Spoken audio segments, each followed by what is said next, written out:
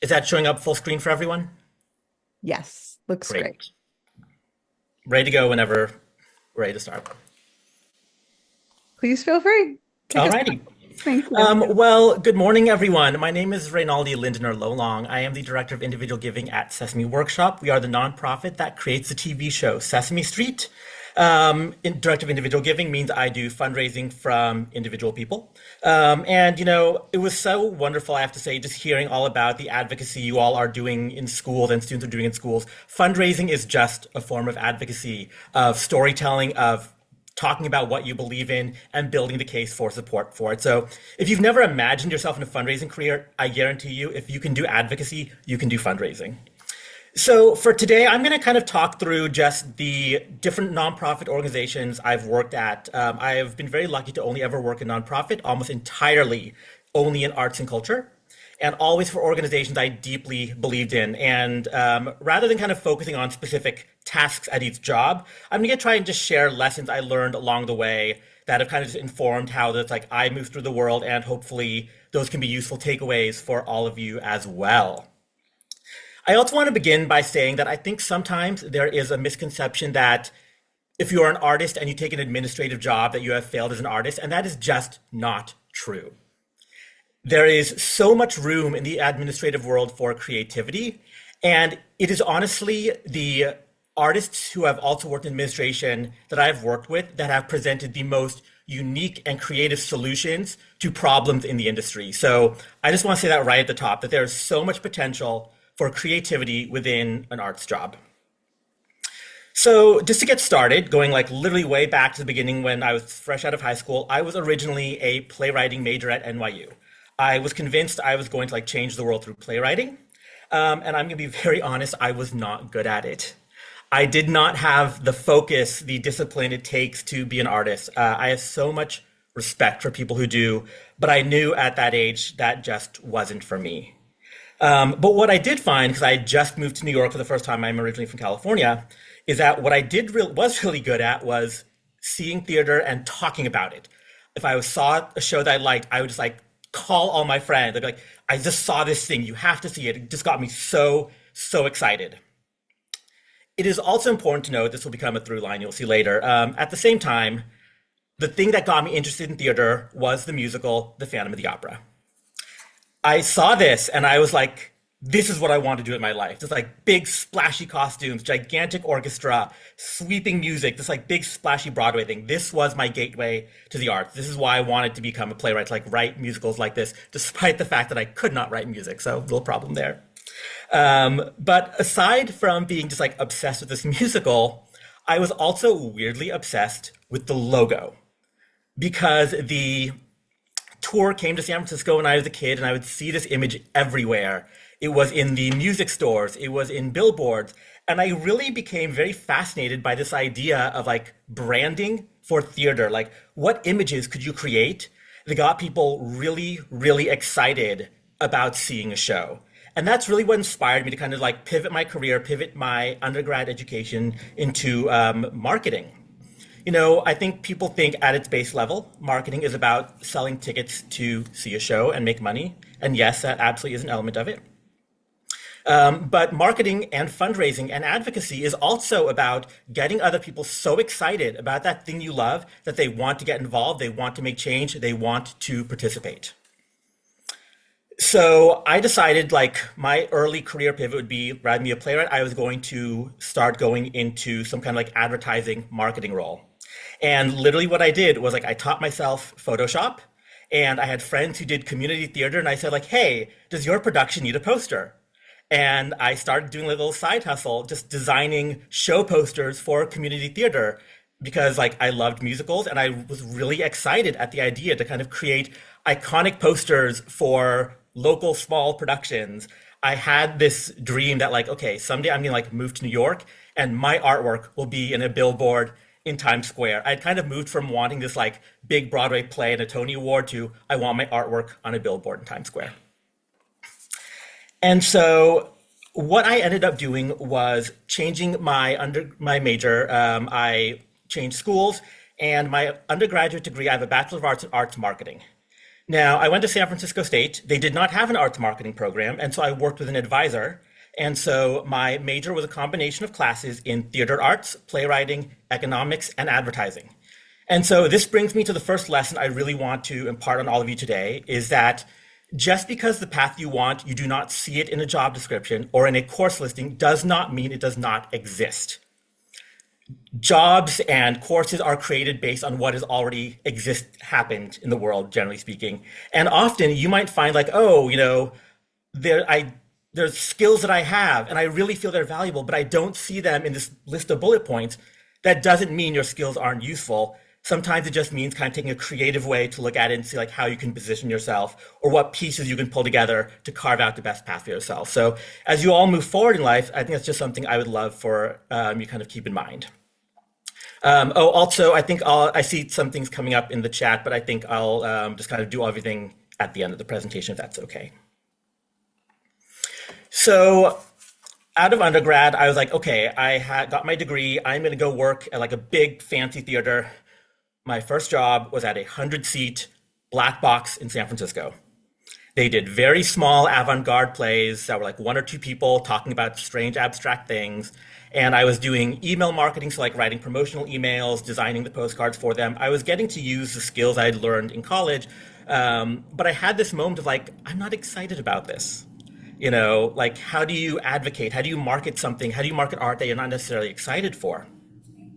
But the more I got to understand the work, the more it kind of opened my mind to what theater could be. I had really told myself I was only interested in musicals. I was only interested in big things. But working at this place where I wasn't as comfortable with the art really just gave me a fresh perspective on what art could be. Which brings me to lesson number 2. Again, as you all kind of move ahead in your lives, is to let yourself be challenged by art you might not normally engage in. Some people are really only interested in dance and only want to work at dance organizations.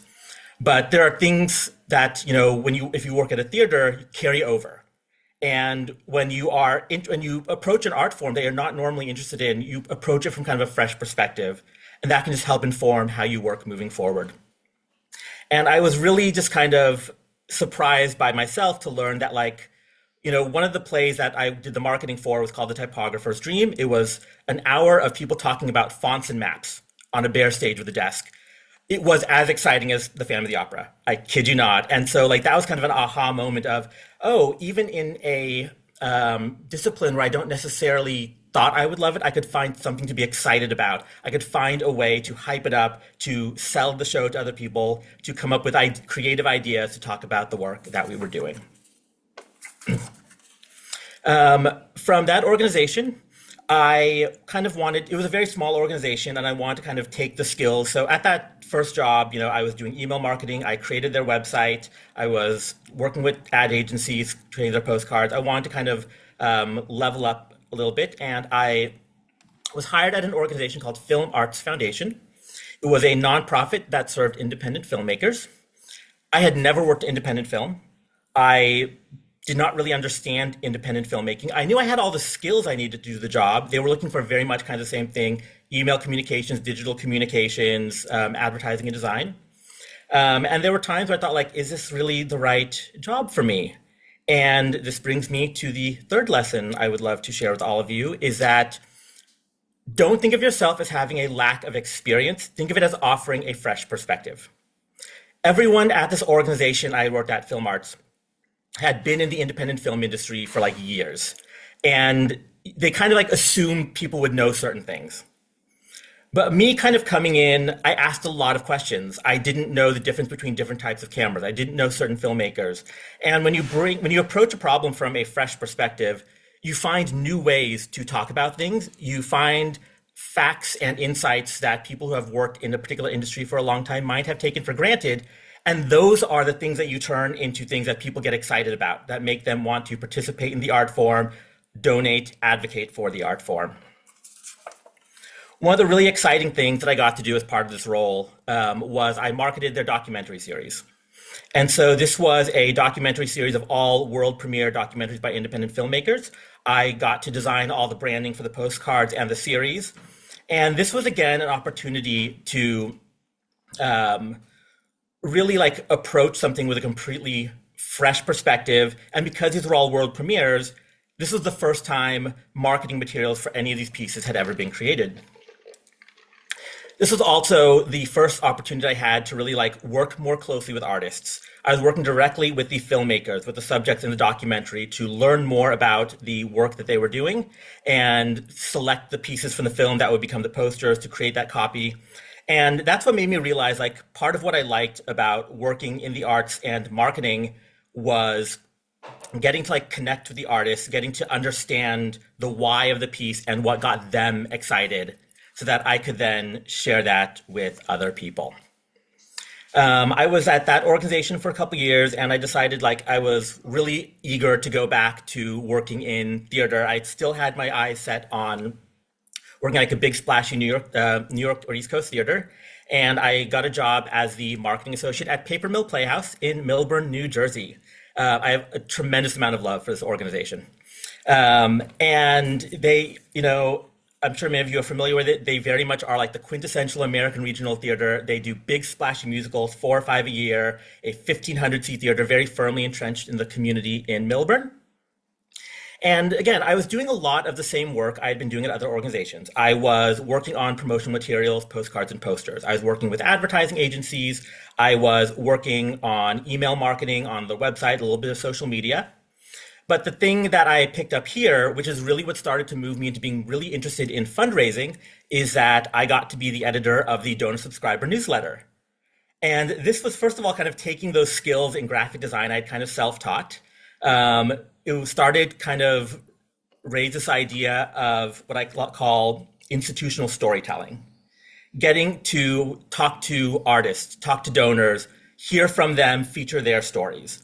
When you are working on a marketing plan for a show, it's like you come up with this plan, the show runs for 5 weeks, it's over, it's done. But working on this magazine really opened my perspective to what it meant to tell the longer story of an institution, to tell the story of how that institution fits within a community, to tell the story of how the arts fits into the larger narrative of society and even this country.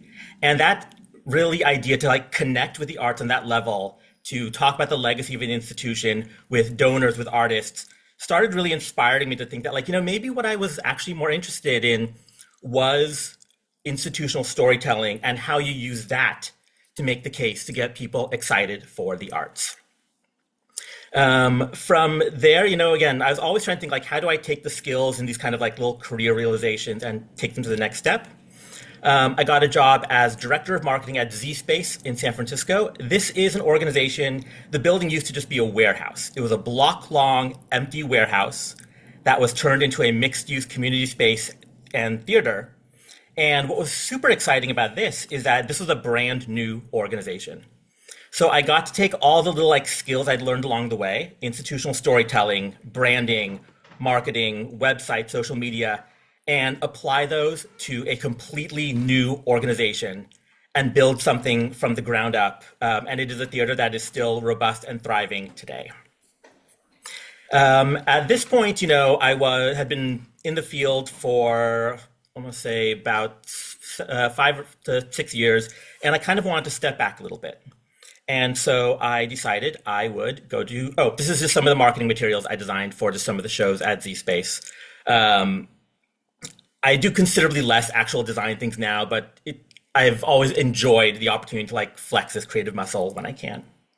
So after Z Space, again, I said I decided to step back a bit and I decided to go to grad school because I had primarily worked in just marketing for the most part. And I really, as I had worked in many theaters, I started to see a lot of like commonalities of things that went really well and things that didn't work out necessarily. And I wanted to kind of look at how did all those pieces connect? How did marketing relate to fundraising? How does casting and artistic relate to production? How does finance and accounting and contracts and legal support all of this to make the art that we see on stages? I have my master's in theater management from the Yale School of Drama. Grad school is not for everyone. I could talk like a whole other hour about just grad school. But it did really kind of provide me with an opportunity to kind of step back from the industry and just learn. I felt I really wasn't done learning and that there was more I could kind of bring to my own skills. And I also was thinking, I did finally want to make the leap from out of marketing and just selling tickets to this idea of fundraising and institutional storytelling, institutional advocacy. And out of grad school, I got hired at the Public Theater in New York. It is an incredible organization, one of like the great American off-Broadway institutions. They have free Shakespeare in the Park. They are known for launching some of the most landmark musicals, such as A Chorus Line. I was there for like the first reading of Hamilton when it was this weird project that like they invited the staff to come see, and they're like, "We're going to do this weird little hip hop musical. What do you all think of it?" And our jaws were on the floor and sobbing, and we're like, "This is going to be a hit." And 10 years later, still a global phenomenon. And the role I had was called Donor Marketing Manager. And what it was it was exactly the role I wanted because it was working just with the fundraising team, but creating all of these storytelling materials for fundraising purposes. So I was once again kind of getting to take all the skills I had learned, the email communications, the design piece of graphic collateral, kind of managing a website, looking at data, pull that all together and do that in service of a fundraising team for the first time, as opposed to in service of selling tickets to individual shows.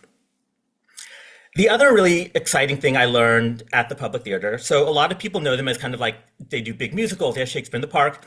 They also have an incredible array of community programs. There is something to do called the Mobile Shakespeare Unit, where they take a Shakespeare, they trim it down to 90 minutes, and they tour it to community centers, senior centers, they tour it to prisons. The idea is that they are going to communities that do not have access to theater, and they do it all for free. And it really was not until experiencing this program that I realized how important it was for me that like, if I'm going to be advocating for the arts, I want it to be more than just getting people to buy a $100 ticket to the Nutcracker. I want them to be engaging, to be buying tickets to something that is accessible to them, to making it as accessible and available as possible. And I didn't really realize how important that was to me in my career until I saw this program and the effect that it had on people. The reason I love this photo is particularly like these kids here. This is the balcony scene in Romeo and Juliet. And this is in a community center. And they're like doing like, "Oh my God, I can't believe these two are kissing."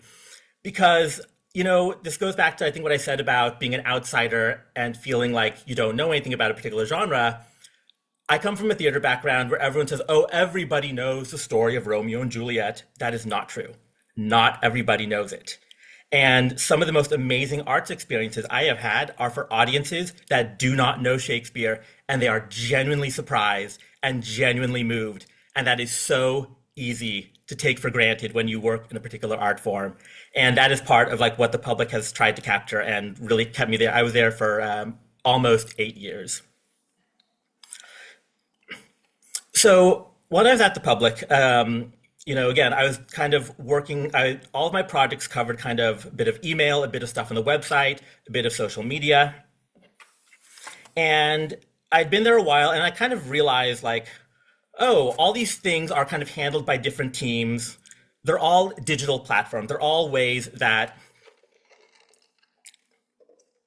audiences interact with the world on a digital basis. And I had this idea, what if one team oversaw all these things? And what if I led that one team? And that brings me to my next lesson to share with all of you, is that don't be afraid to advocate yourself if you see an opportunity you want and you think you can go for it. I literally like walked into my boss's office and said, "Hey, I recognize that these kind of digital pieces are separate. Here's my plan for how I think we can bring them all together. And here's why I think I'm the person to do it. And here's why I think it will work." And I'm very lucky to have had bosses that have been very supportive of me, that have also advocated for me. But had I not kind of like had that idea and taken the initiative and just put it forward, I would not be where I am now. And that can be a very scary thing to do. This also very much ties to the thing I said around just because you don't see a path for yourself in a particular job listing does not mean it doesn't exist. But, in the same way that, everyone's talking with enthusiasm about advocating for the arts, take that same energy and apply it to yourself. Don't be afraid to advocate for yourself.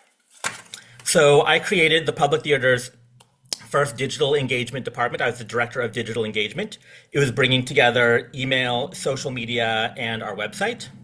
And what was really exciting about this, it was an opportunity. I took on some really, really fun projects. Again, all under this kind of banner of institutional storytelling. I did a redesign of the Public Theater's website. So the site you see now is the one that my team redesigned. I was the producer and host for the Public Theater's first podcast. So we were interviewing staff and artists. I like to think of this as a fun evolution of getting to work on a donor news, like a printed donor newsletter, getting to work on this podcast, telling the stories of this incredible organization and sharing them with people. And the projects weren't just like digital thing that lived online. One of my favorite things was creating the first content commissioning initiative at the Public Theater, working with content creators. This is a artist that we commissioned, Justin Teodoro. Go find him on Instagram. He is amazing. He had never been to the public before, but I invited him to come see every single show in the season and to do an illustration. And so his illustrations were through the eyes of someone who did not normally go to theater. And then at the end of the season, we would use those images online to promote the shows. We would print them out and give them as gifts to the cast. And then at the end of the season, we did an art gallery exhibit that just showed all the shows he had seen. And it was a really just beautiful encapsulation of what a year in the life of the public was like. Just this very kind of like non-traditional mixed media approach. I was at the public for 8 years until the pandemic hit. And, not surprisingly, that just kind of made me really think. I'd been thinking about kind of the what's next for me for a while. And then it just so happened during the pandemic, I was thinking, making a shift. And there was this opening for individual giving manager at Sesame Workshop, which is the nonprofit that creates the TV show Sesame Street. Unlike a theater, Sesame does not have you don't come to a thing. You're not experiencing a thing. And the donor or the ticket buyer is not the user of the product. And so a lot of the approaches that the job asked for was online giving, digital content, email stewardship. These were all tools and tasks I'd done before. And so I thought just completely on a whim that I would apply for this job, and I ended up getting it. And honestly, it was kind of fascinating to realize how many of the principles I'd learned along the way of institutional storytelling, what gets you excited about an organization, what gets you inspired to buy tickets, are also what apply to individual giving. It is what inspires you to make a donation. What story can I tell someone that inspires them to get involved? I will say I almost did not apply for this job, because I thought, this is an incredible, iconic global organization. I've only ever worked in theater. I know nothing about early childhood education. I know nothing about media. Why would they hire me? And this brings me to the final lesson that I want to share with you all is that no matter what you may think about a job you apply for or a place you work at, you absolutely belong there. I am unembarrassedly going to say I am 42 years old. I've been working for 20 years. I still feel imposter syndrome. That never goes away, and that's actually all right, because everyone else is feeling it too. So if you are ever feeling oh, I don't think I deserve this job, or I'm not good enough for that, that is absolutely wrong. It is trust your impulse. It is absolutely right for you. That is a very hard lesson to learn. It took me a long time to realize that. But I am very glad that I kind of followed those impulses. Thank you.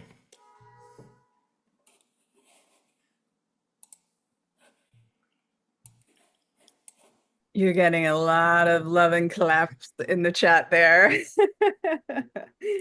I know you said that you would pause and look at the chat after you had gone through your slides. There were some other comments along the way. I'm so thrilled to have been gifted this room. So I'm gonna see what questions and other wonderings come up before we transition.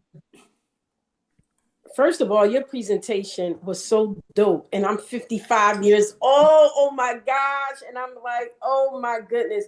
So excellent. So the content, the blend, the combination of storytelling and information was just awesome. I am hoping that you're going to share the slides with us, because now I want to go back and teach my class what you shared.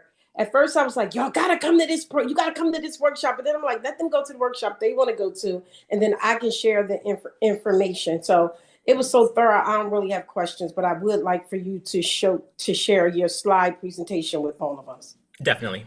I guess, Monica, I'll work with you just to share it. No problem. Yeah, I'll share that out. Not a problem. You won. You won the contest. You won the best presentation contest. I'm just telling you right now. My friends get mad. They're like, why you gotta turn everything into a contest? But I'm gonna let somebody else talk.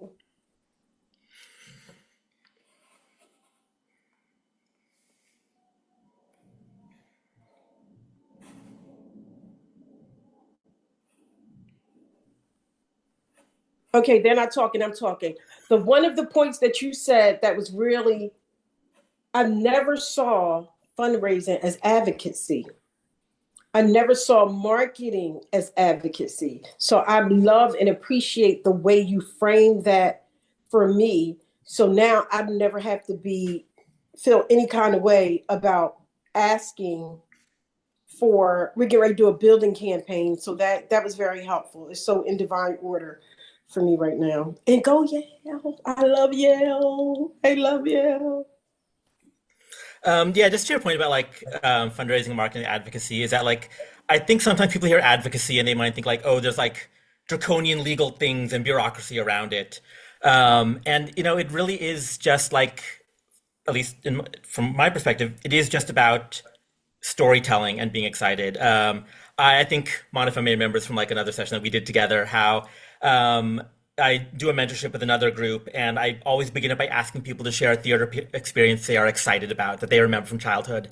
And at the end, I say like, okay, who here feels they would be comfortable being a frontline fundraiser? And no one ever feels they would. But if, and I told them, but if you can speak so passionately to an experience in the arts you had as a child, you have something to talk about at a cocktail party. You have something to talk about at that donor event where you just kind of want to like hide in the bathroom and not network. You can approach the arts. Everyone can approach the arts from a place of passion and can share that. And like that is like one of the first skills anyone needs as a fundraiser, as an arts advocate. And everyone does that naturally. I think they just don't realize it. And Linda, my current role is I'm the director of individual giving. So I came in as a manager, and then I was promoted to director.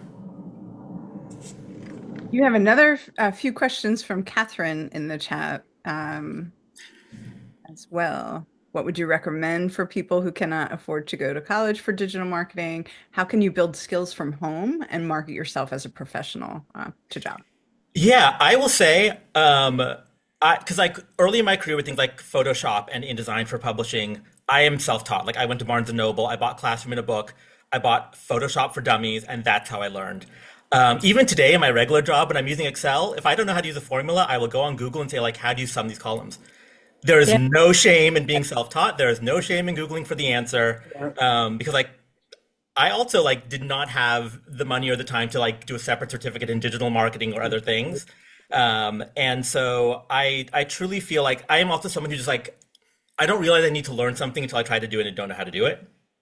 And so that's why I generally find the kind of like self-taught idea of like the For Dummies style book or just kind of like Googling and feeling it out for yourself. I think it is more important to feel you can confidently do a thing no matter what it takes you to do the thing, as opposed to feel like you need like the validated certificate from the institution that tells you how to do the thing.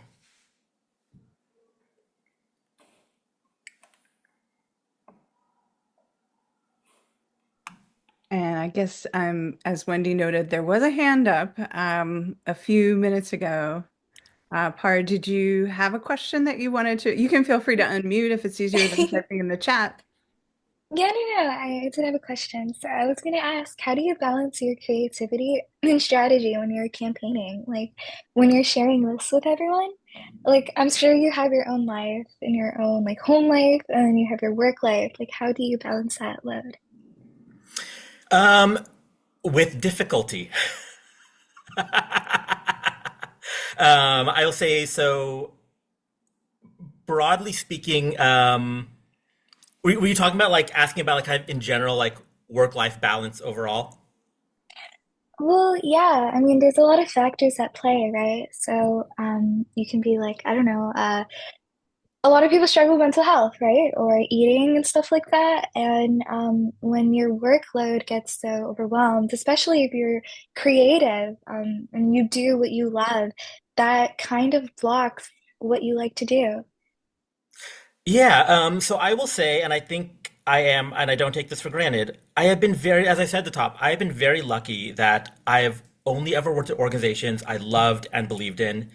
And I've been blessed with roles that like let me do the creative things that I want to do. And sometimes I like force those into my job description because I want to do those things.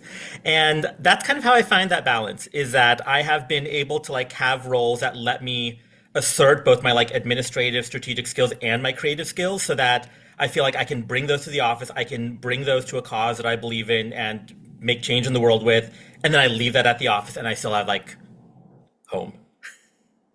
It's not and it was not always like that. I will say it took a number of years to kind of find that balance for me between creativity, administration, work, and life. And it doesn't happen overnight, but it is possible. Thank you for that. That was so good. And then I also have another question. When you're sharing your work, right? So I've definitely I saw a bit of your presentation, and it's definitely not a role that I would do. I mean, I'm also creative, but I don't strive through that area. But how do you emotionally connect with your audiences?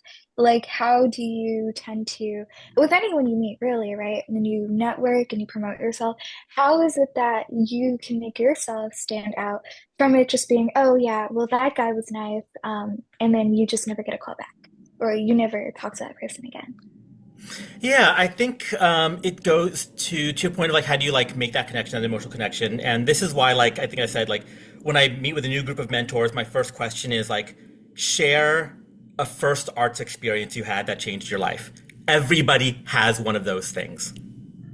And so it's about kind of finding the little like questions in the conversation that you can connect on. So for example, like let's say you are at a networking event at a theater.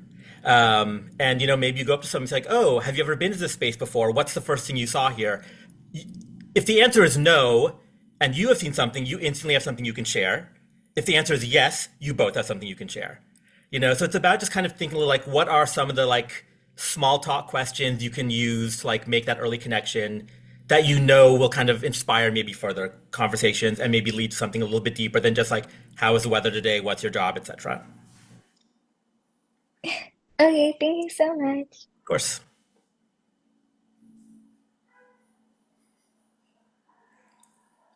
Oh, Kira, you're muted. I was just saying there's a lot more adulation in the chat for the ideas that you shared. So I definitely wanted to lift that up before we transition. And thank you again for, as Desi said, a stellar presentation that we all learned from. So, oh, Thank you. Catherine, did you raise your hand with a question? Yes, but if there's no more time, it's fine. Well, let's see. We have. Do you think maybe you would put that question into the chat? Is it a question that could be Kara, go ahead and responded? take your question. I probably won't take the full 30 minutes, so please. Oh, okay. So, Catherine, please. Oh, okay. Thank you. I had a question about receiving criticism. How can you manage like your personal, like everyone has a personal creative style, but sometimes it's not about what you like or what you think it's, what your employer is looking for or whoever you're working with.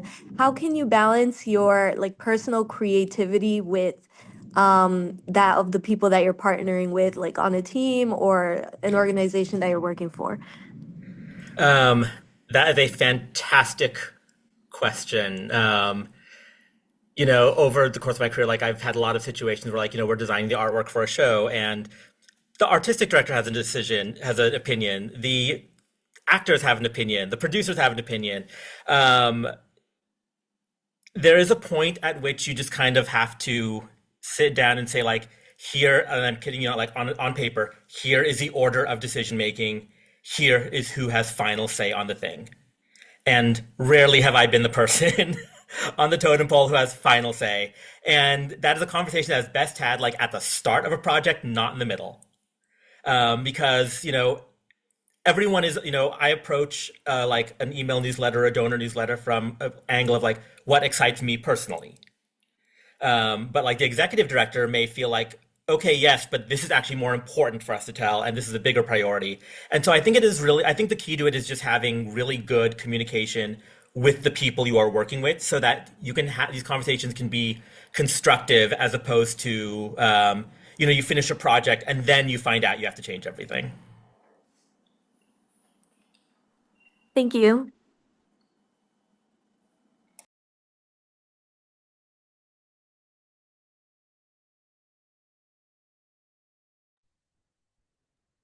Kira, do you want me to get going? I was just looking to see if we had any other hands, and I'm not seeing any. So please, if you would, we would invite you to start. Okay. Hello, everybody. And what a hard act to follow, Reynaldi. Thanks. Um, so my name is Nina Ozlu Tunceli, and I definitely have a different, but in many ways similar story with Reynaldi about the the timeline of my career and how I got to where I am. Um, I wear two hats at an organization that I've been working at for over 33 years, consistently going up the ladder, doing multiple different kinds of jobs, until I got to the job of my dreams. Um, so I am the executive director. Well, I'm going to first start with Americans for the Arts, which is a 501(c)(3) charity based in Washington, D.C. And and the current job that I have with them that I've had for a couple decades is chief counsel of government and public affairs. So the chief counsel implies that I'm an attorney, and I am an attorney. Um, and then uh, 15 years ago, I recommended that we create more of a political organization, and that's called Americans for the Arts Action Fund. The short name is Arts Action Fund. Both are membership organizations. The Arts Action Fund is all about advocacy, political activity, electoral activity, and it's free to join. So if you're interested in advocacy, learning tools, what's going on in Congress, um, you can go to artsactionfund.org and hit the join button. And like I said, it's free and it's free forever if you want it to be. There are others who can afford it and want to pay more, but you get the same thing. So it's all about accessibility and getting everyone engaged in advocacy. Um, I noticed in this group a longtime friend of mine, Anne Marie Miller, who is a longtime leader of arts advocacy in New Jersey for an organization called Art Pride New Jersey. Anne Marie, do you want to just say anything? She recently retired there after 28 years dedicating her life to arts advocacy and especially arts education advocacy. I'd love to hear your voice. Can you put in a nice point about what Art Pride does? Where are you, Anne Marie? I know you're here. I don't know, maybe. No, you're there. Oh, I think she's trying to look for her unmute button. I can see her. Yeah, I got it. I got it. I'm sorry. Yeah, we're Art Pride New Jersey in New Jersey is very similar to the way Americans for the Arts works. And we advocate strongly for, well, arts education as a way for people to understand the value of the arts. And I'm no longer with them. I'm now chair of Arts at New Jersey, which tells you how strongly I believe in arts education. Thank you, and I miss you a lot. Um, so as Anne Marie mentioned, she used to run Art Pride New Jersey. There are the equivalents of Art Pride New Jersey in almost every state in the country that is in charge of advocacy for the arts in their state. And their portfolio definitely includes funding for their state arts agency. So there's more money for this in the state to re-grant out to nonprofit and governmental arts agencies across the state. So the more they can do for that, the more that they can help organizations. Many states, while at the federal level, it's prohibited to give to individual artists. Many states can give to individual artists, so there's an opportunity there as well for artists to be able to apply. At the federal level, what we focus on is the National Endowment for the Arts, um, and the National Endowment for the Humanities and the Institute of Museum and Library Services. All of these are grant-making federal agencies that give re-grant money out, some of it directly to those arts organizations, which is something like the seal of good housekeeping in terms of having been vetted by a national jury of their peers and being awarded a grant is really quite an honor.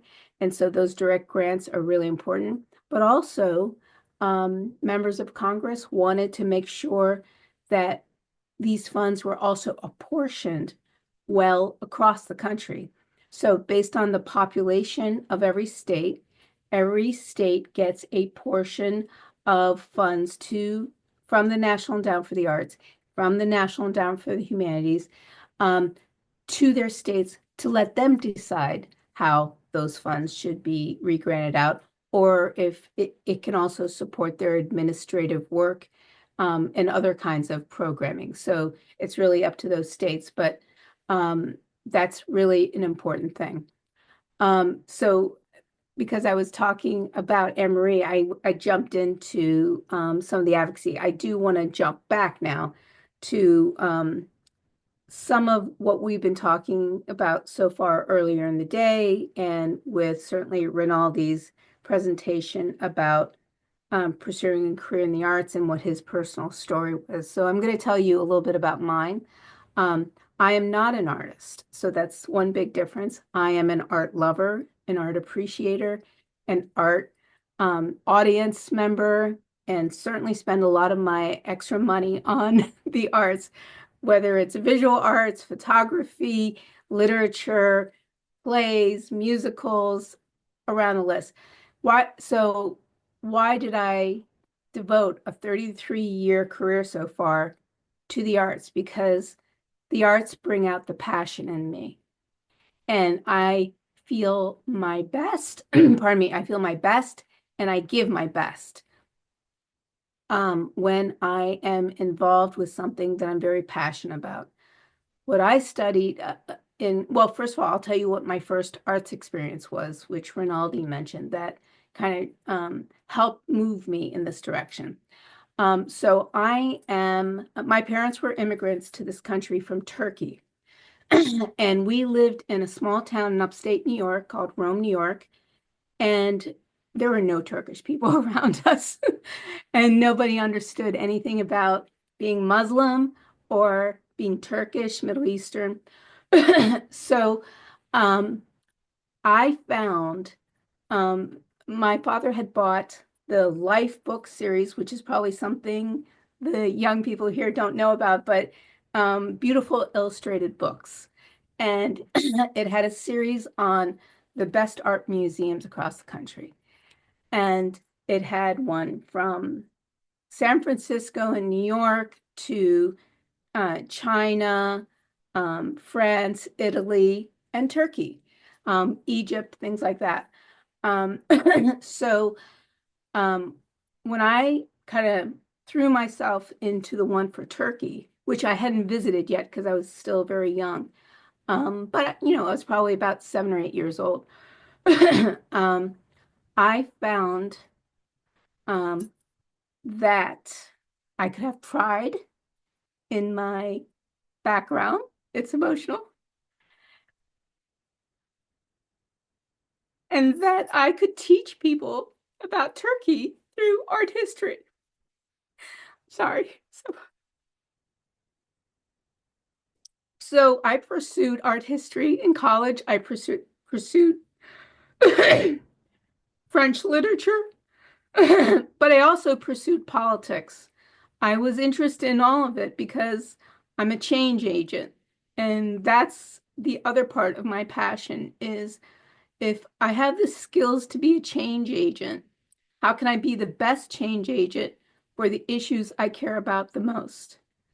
So um, I did study art history. I did study French literature um, because both were very important passions of mine. And after that, I went to law school to become the best change agent I could possibly be, to learn the laws that existed that were unfair, the ones that I could change, and and the skills to learn how to make change. Now, that's not always the path that you have to take to be a change agent, but because my mind is already like geared to be very logical, um, it was the best path for me. So, I studied law, and as soon as I came out of law school, I wanted to pursue working in the nonprofit arts.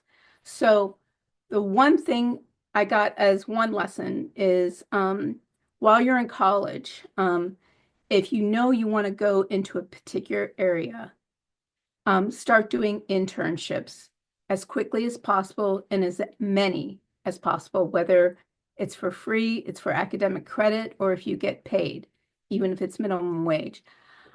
It's really important to do those internships. I hire interns all the time. I hire incoming um, employees at Americans for the Arts all the time. And, they don't have a long resume of work that they've done before because they're just out of school. But what I do focus in on is where they did their internships, what they learned there, and why they want to pursue at least working at Americans for the Arts. Um, so one of the things I learned is when I was in college, um, I went to school at George Washington University in Washington, D.C. So the best thing all around you is politics and government. So I focused much of my internships on legal issues and politics, interning on Capitol Hill, a couple of different offices, working for federal agencies, um, the Internal Revenue Service. And you think, okay, how do you move to a job in the arts? Well, it was hard. Here I was, a lawyer, just graduated out of law school. I couldn't get a job at a nonprofit arts organization because I hadn't shown any previous experience in or an interest in something like that. Um, so I worked for my brother's law firm for a little bit while I was actively still pursuing developing relationships with nonprofits. So one of the first things I did was I volunteered for an organization called National Artists Equity Association because they were working on um, renewing the copyright laws and adding a lot of components for artists to be able to protect their artwork and get money for the art that they create or is being used by others um, in a legal way to be able to get money and preserve their rights. Well, that's very appealing that combine the arts with the law. So I spent a lot of time volunteering for that. And during our time, we actually did change the laws for copyright. And I'm really proud that we worked at that point, at that time, Senator Ted Kennedy, who was in charge of the Judiciary Committee to make that happen, who was a great supporter of artists and arts. So it was a perfect combination. And I did it as a volunteer. And what that led to then is my next job at a group called the International Sculpture Center. And there I started off in heading up their finance committee, I mean, their finance work and doing basic accounting and bookkeeping and contracting and things like that. Why would I make that shift? I just had this great lobbying job as a volunteer, though. And I was still trying to get my foot into the nonprofit arts because they also told me that I could create, because they didn't have it, their advocacy and lobbying work division. So that's where I wanted to go. So much like what Reynaldi would do is he would convince the employer, as I did, to create an area that I think that they need and that I want to do. And I'm willing to do the accounting stuff too. So what happened with accounting is they they had a lot of problems, and my one class in legal accounting at law school ended up helping a lot. And so we strengthened that so it wasn't taking up so much of my time anymore. And I focused a lot on the advocacy work. And one of the first things I saw that was happening in Washington, D.C. is that it was kind of like an arts club of a few national organizations kind of doing a lot of the lobbying and not involving the other National Art Service organizations that could help.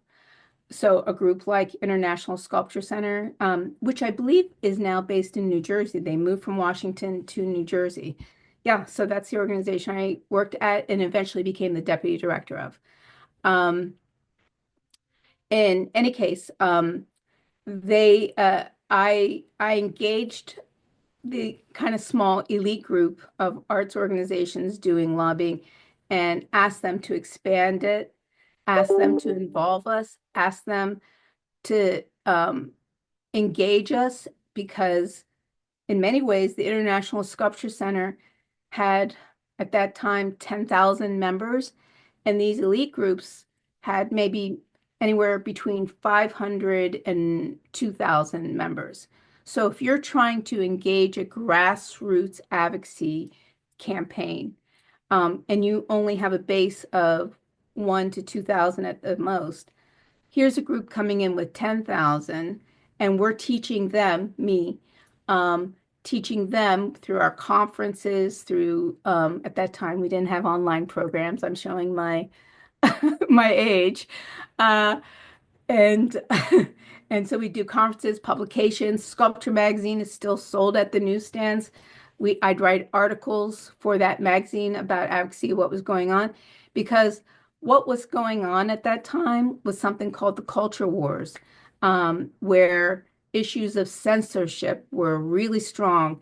And that was also affecting individual, especially visual artists. Later on, it also involved media and film and things like that, literature. Um, so, so what happened is now this arts advocacy group, which is now called the Cultural Advocacy Group, is quite strong and meets on a regular basis and is still going well. So, that was something I was really proud of having done and gotten sculptors. That's primarily the membership base, sculptors and art curators, but sculptors, public art coordinators to engage, to understand why getting involved in arts policy issues is important. So at this point, I spent 6 years there, and I now firmly have my foot in the area of arts advocacy.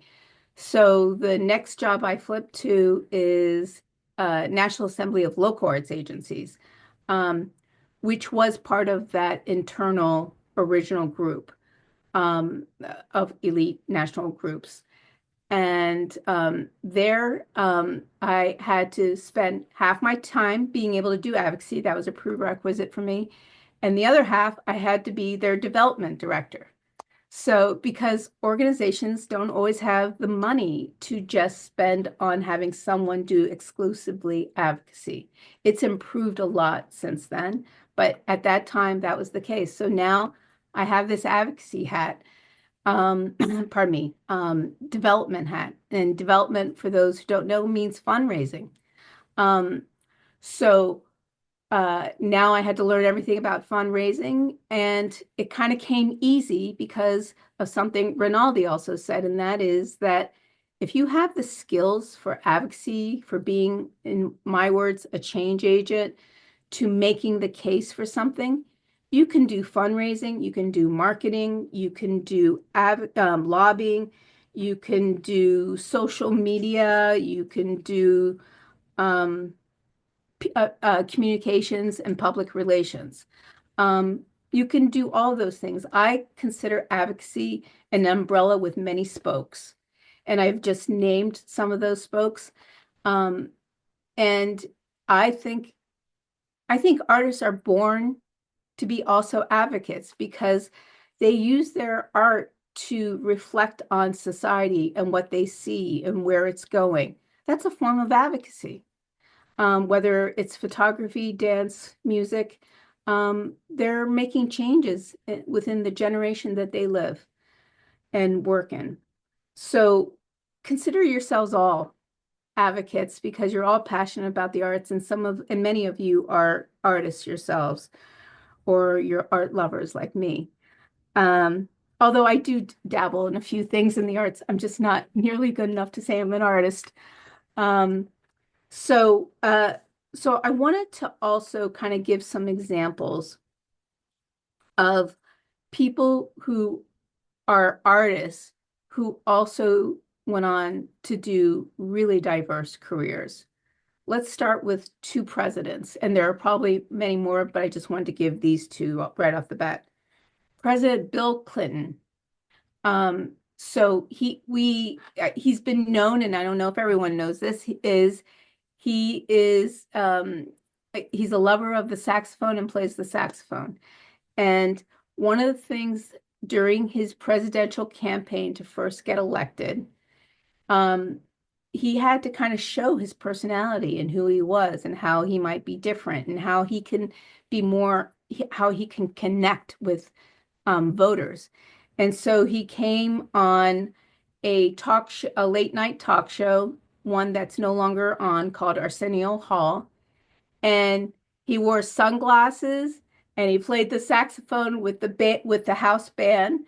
And it was a hit and it was headlines across the country. So that he used his passion for the arts, which makes him happy, but he used it to connect with people who don't even know him personally, but got to know him because of the passion he showed for the arts. Um, President George W. Bush, Republican, who came after him, he never showed that he was a lover of the arts because he kept it very secretive until after his 8-year term, that he actually is an avid visual artist. And if you ever go to, you can probably Google it and see it, but he does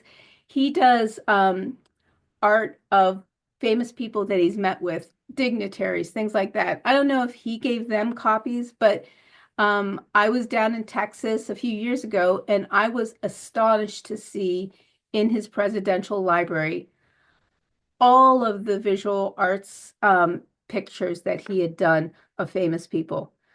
A few more that I'm going to share. Um, the brand new elected senator from Delaware, Senator Lisa Blunt Rochester, I had a chance to talk to her recently at a fundraiser event for her campaign. And as soon as she saw that I was from the arts, she said, "Oh my God, I love the arts. I love the arts." I said, "Great." And I just thought maybe she's like me. She loves the arts.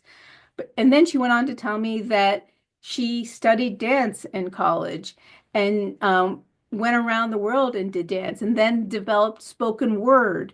And while she was in China, she regularly did spoken word at clubs and competitions all around there. And went on to tell me that those experiences and those teachings are what helped her to be a public speaker who can connect with audiences, who she can show her passion through what she learned as a young person studying dance and then spoken word. Elizabeth Alexander, a famous poet, is now the head of the Mellon Foundation in New York City. A Mellon Foundation controls billions of dollars for the arts in America. She is now using her value as a change agent to help arts organizations around the country because she knows what it feels like to be an artist. She knows what it feels like to be part of an arts organization. and she's now part of the largest private arts funder in the country. Um, Another Alexander, Jane Alexander, famous actress, dramatic actress, went on to become the chairwoman of the National Endowment for the Arts, an arts administration job, but she used it and very wisely and eloquently when she would testify before Congress to increase funding for the National Endowment for the Arts, why the arts are important as a public policy matter for the arts. Wonderful change agent using her art form. Amanda Gorman, someone more of your generation, who was President Obama's, pardon me, President Biden's inauguration poet. You didn't see one with Trump this year because he doesn't do that kind of thing. He's really not a great advocate for the arts. And with Amanda Gorman, she made history with the poetry, very much like Maya Angelou for then President Kennedy. Those two became very famous as a result of their poetry. And also Robert Frost was an inaugural poet, but he was already famous. But it created their careers. What I can tell you now is Amanda Gorman is now signed with the William Morris Agency, one of the biggest arts talent in the world. And she is one of the highest paid talents at William Morris for her speaking roles, for acting now, for commercials, for Speakers Bureau. She's phenomenal. So you can go on to do many things. You can go on to become very famous. You can go on to be an arts administrator for a local organization, or you can go on and pursue your art form and become the artist you want to be. All of it is possible. I know my time's running out, so I'd like a little time for any Q&A. Thank you so much. I feel like lifting up the way that your nonlinear path led you. And Wendy isn't here any longer, but she actually had a question in the chat that maybe others would love to hear the response. Curious if your colleagues or change agents at AFTA, Americans for the Arts, are also all lawyers, or did they have different pathways? Very different pathways. I'm the only lawyer. I'm probably the only lawyer in a lot of arts organizations. I know that at the Museum Association, they have a lawyer who does their advocacy work. But I think I might have been the first one. And then their pathways are, for instance, the person who works at the Arts Action Fund directly for me as the manager of everything from marketing, social media, fundraising, membership. She's a dancer. And she studied all 4 years as a dancer in college. She came to me as an intern. I was really impressed with her, and I hired her as an incoming associate, and I've promoted her already 3 times in 5 years. But you'll find people coming from all directions, journalism, writers, musicians. We have someone who is a choral singer who still continues to do choral music in a community choral group. And then there are those who, our senior vice president of research was a theater actor out of California, who did many internships and got his job just to make a living out of Scripps Clinic in San Diego, compiling research. And so now he's the senior VP of research, doing economic impact studies. So I see they're asking us to leave the breakout room in just a few seconds, but I hope that answered questions. And was there anything else, Kara, in the last 30 seconds that you want me to answer that was in the chat? I didn't see anything else in the chat, but I imagine you've piqued the curiosity and have given both of our presenters. I will thank you for giving so much food for thought. So thank you for being with us today. Wonderful session. We Great. will all come back into the main room. Thank you. Thank you.